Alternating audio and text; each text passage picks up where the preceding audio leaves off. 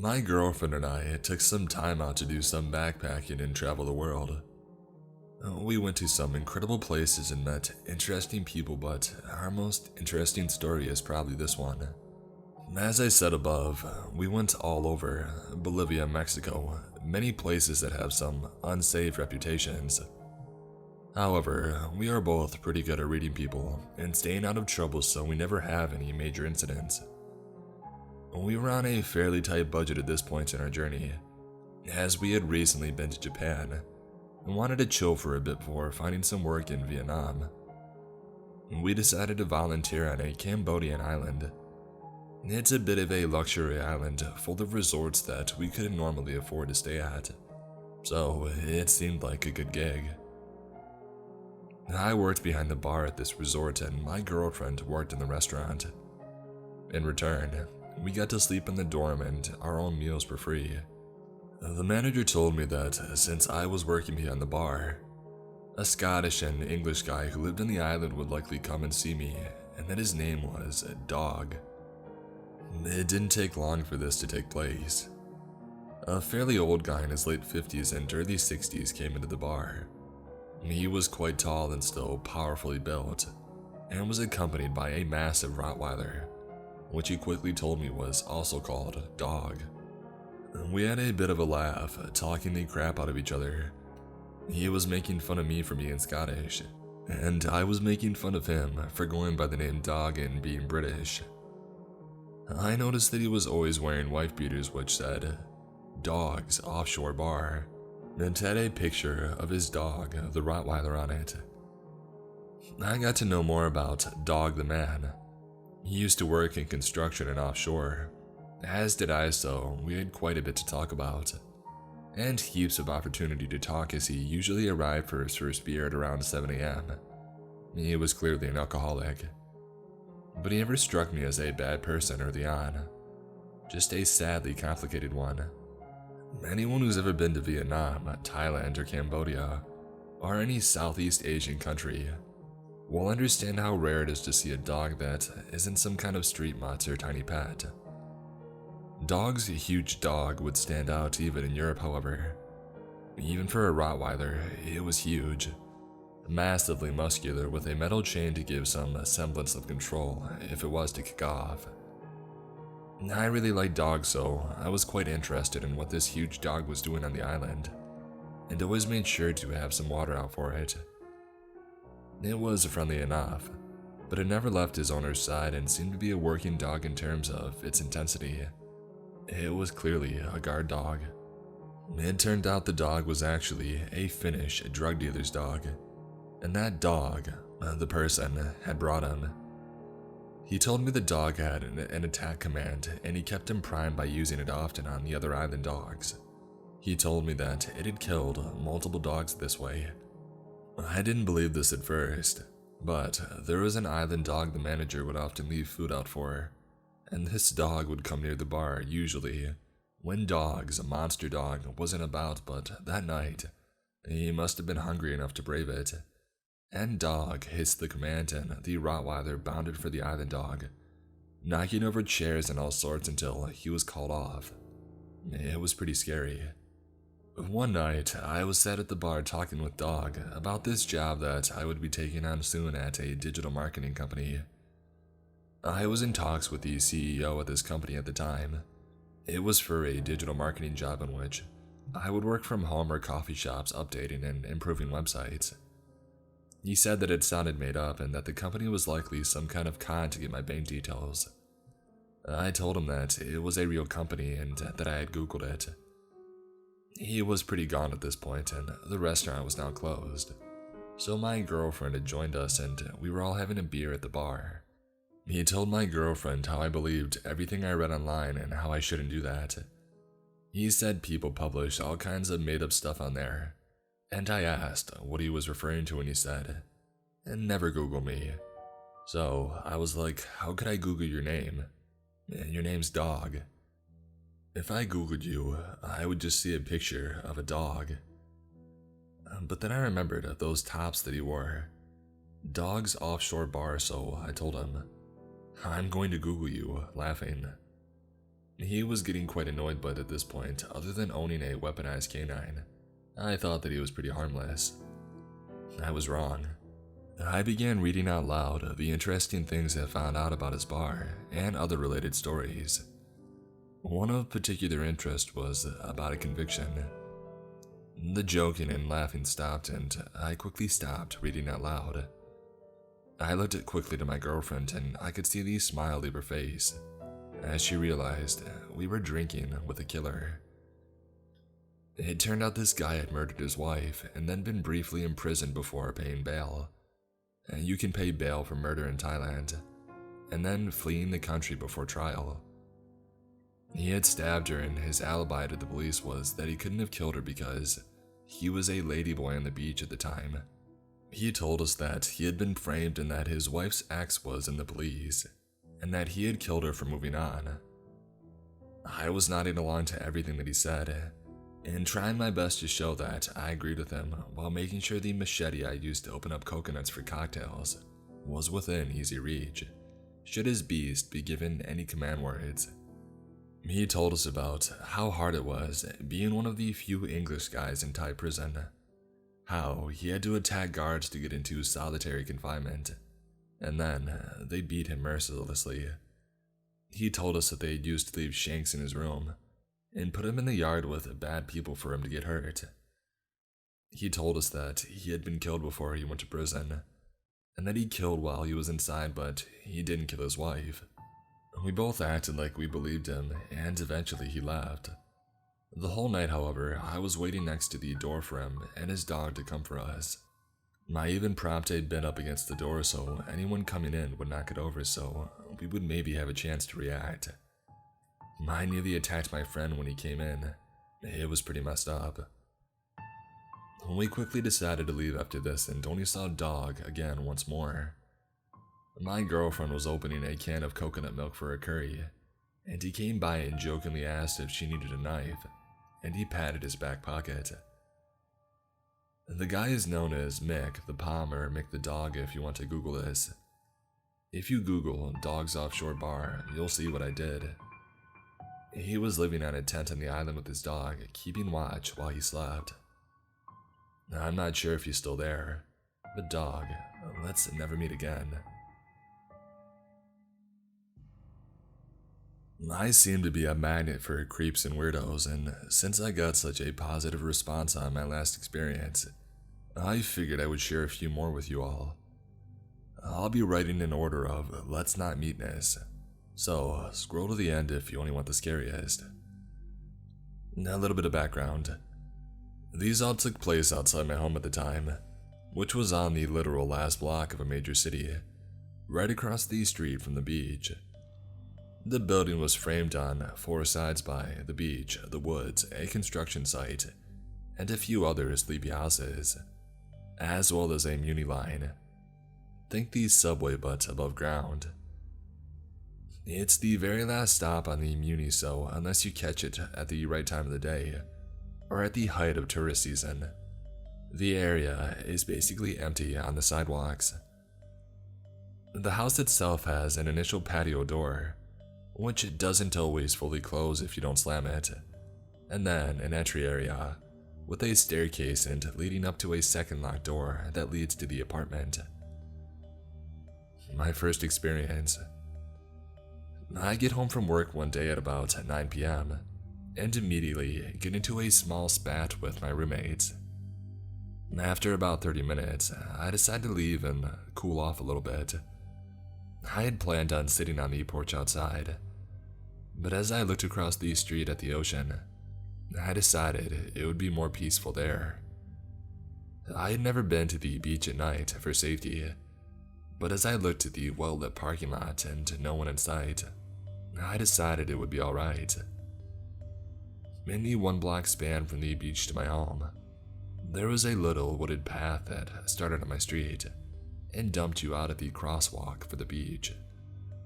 It also intersected with another pathway that took you down the coast. I sat for a bit. Everything was fine, and after a while, I started the 1-minute walk back on the little path. All of a sudden, I look up and see a man walking briskly on the intersecting path, looking right at me.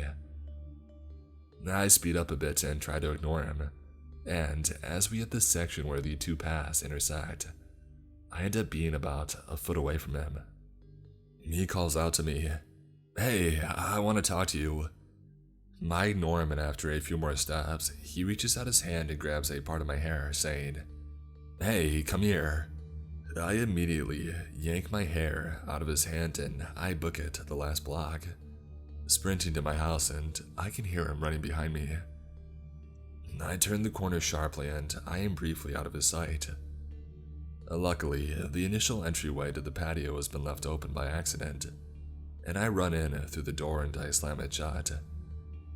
I hear his footsteps stop outside, followed by silence.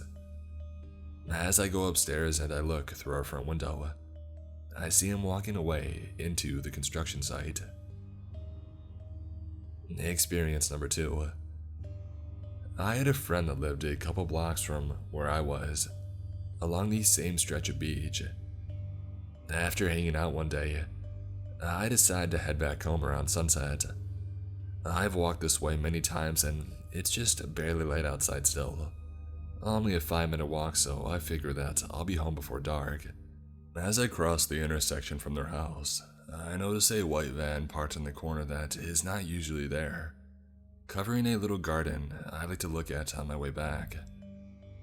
I can just barely make out 2 people in the front seat. I think odd, okay, whatever, and I pull out my pepper spray. I cross the street, passing the van, and now have my back to it. As soon as my foot hits the pavement, on the other side of the street, I hear the van start up. I turn my head just slightly and I see them, illegally turning onto the street where I am now walking. They creep the van beside me slowly, just behind me but within my peripheral vision. I decide to stop and let them pass. I paused and pretend to be looking at my phone, and I see them stop driving immediately. This was a big nope for me and I broke into a run, the van following me, to a small vintage motel about 1 building away, that I know has an open entrance courtyard. And so, as I approach it, I turn quickly into the yard, and run up to an archway entry for a unit. I stop at the first few steps, catching my breath, and I open my phone front camera to use as a sort of mirror to see what the van is doing. They had backed up to the entry of the motel, and sat there for a few minutes. And then the one on the passenger side opened the door and started walking towards the motel, his phone flashlight on, and I immediately pulled my own phone back, listening for his footsteps, and readying myself to start banging on the motel door, hoping someone is inside. I wait in silence for a long time, long enough for it to get dark. I finally look out again, and both the man and the van are gone. I call an Uber to take me the last 2 blocks. Sorry, Uber driver. I never saw them again. My 3rd experience. I had a friend over and we went to do a dab. It's a form of smoking weed. It was about 10 p.m. My roommates don't like dabbing in the house because of the smell, so he and I go to his car parked out front. We're in the car having a good time when I notice a person walking down the block, pulling on car door handles. I notify him and we watch as the same person comes up to his car and yanks on the back door. He honks his horn and they back up for a minute, and then walk up to his driver window and knock on the window, making a motion to roll it down. Just as I'm about to tell him, don't, he rolls down the window a bit. The person is clean and normally clothed and asks what day it is, and then what time it is, and to which my friend answers. And then they stand there and stare at us as he tries to usher them away, even offering them money. Without saying anything, they walk away down the block, and once they reach the intersection between the construction site and the woods, they roll their head back up to the sky and just start screaming at the top of their lungs as they back away out of sight. I take this opportunity to dart back inside my house as my friend watches, making sure to close the patio door. A few hours later, one of my roommates comes home very drunk, and as we had figured out later, they failed to make sure the patio door is shut all the way. Morning time comes and I wake up in an empty apartment. I open my phone and have a singular message from my roommate from 3 hours ago, stating that when they had left for work this morning, there is a person they didn't know sleeping inside the patio area. They thought that it was a drunk person who lived in the neighborhood, and they had entered the wrong house by mistake, and evidently did not find it enough of a reason to call me or wake me up. I immediately go to the entry of our apartment, pulling the door open fast. To my surprise, the person who had been talking to us in the car the night before is laying casually across my staircase, fiddling with something. I scream, "Hey!" loudly, and they immediately hop up and run out of my patio door. I run down the stairs after them and open the door. They are standing across the street, just smiling at me and giggling. They then give me a little wave and they run off. I close the door hard and go back up the steps to see what items they had left. Sitting on the steps was a few coins, some weird wire-type objects. Think a bobby pin after you bent it into a straight line, a lighter, and a pocket knife. I never saw them again. Unrelated to my stories, but shortly after I moved from that area, a teenage girl was abducted from that same corner where I saw the van. And 2, after a car chase, police found a severed head in the freezer of a house along my block as well. Now I gotta find the article for this one. I also got a lot of questions regarding calling 911 on my last post, and I wanted to clarify. I am from a rural area, and I have had many bad experiences with cops abusing power, and I have been raised to always be wary of the police. I've also had situations that were severe enough that I did need to call them, and they didn't help me. So, that is not really a thought that goes through my head when dealing with these situations, and I've learned how to take care of myself or utilize community resources for other situations. These all happened years ago, and it's all pretty wild to look back on, and remembered how terrified I felt in these times. So, there's my stories. I hope you all enjoyed. What I'm going to say happened 2 years ago. I was only 10. I'm not an English native speaker, so feel free to correct me if I'm making any mistakes. Even my parents don't know about what happened. But hanging here and reading other people's stories made me feel the urge to share mine as well. For the context, my father, mother, and little sister and me were in China, in a very luxurious hostel organized like that. The entrance is a building itself from which you had to take an elevator to access a big park. From this park, you have to walk 3 to 4 minutes to arrive in front of a 30-floor building. It's designed to contain one really big suite per floor. So when taking a lift, you scan your card, and it will automatically bring you to the floor associated with it. So, on the 3rd day of our trip, my parents decided to go on a date together, leaving me and my sister alone in the suite. And they left some cash so we could order some takeaway food. So, I ordered some noodles and I waited. And when somebody finally called to say that it was all good, I went to search for the food. And that's when I made my first big mistake. I didn't close the front door, thinking nobody could come here and I wouldn't be able to open it since I would have a lot of things in my hands. So, I called the lift and I waited, way too long. When it was finally here, somebody was in it. I politely said hello, but he didn't answer. He was wearing a red sweatshirt and had Adidas joggers. I pushed the 0 button and the man headed out. The doors closed when I finally realized my second big mistake. Why the heck did he go out? He shouldn't, since there wasn't any other room except for my family's. That's when I started to panic. I tried to stop the lift, but it wouldn't. So, as soon as I arrived at the ground floor, I went back up to our floor. The front door was wide open, and the absence of noise made me feel uncomfortable, assuming that either my sister had been caught or she was hiding.